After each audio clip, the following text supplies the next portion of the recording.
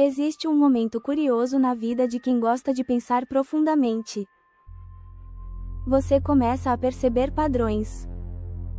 Coisas que parecem pertencer a mundos diferentes, mas que têm estruturas semelhantes.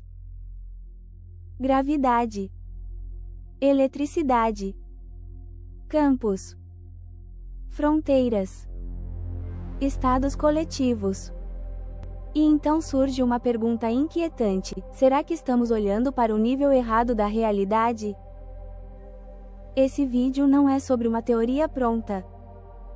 É sobre uma intuição, e sobre como a ciência lida com intuições. A semelhança que intriga se você já viu as equações G igual a Gm, R ao quadrado e igual a KQ, R ao quadrado, elas parecem quase irmãs. Mas isso não significa que gravidade e eletricidade sejam iguais. Elas se parecem porque vivem em um espaço tridimensional. Porque a geometria impõe essa forma. A pergunta interessante não é, são iguais, mas sim, por que a geometria molda leis tão diferentes da mesma maneira?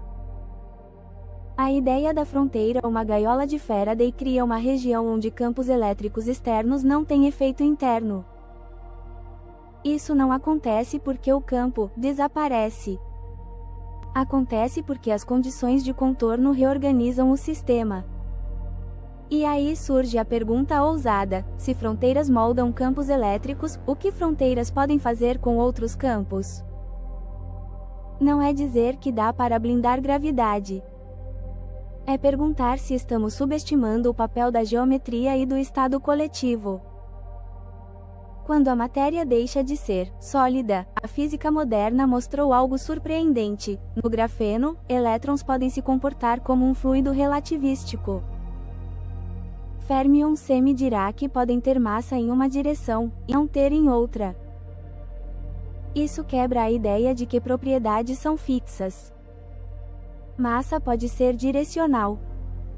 Transporte pode se desacoplar. Estados coletivos podem reescrever regras.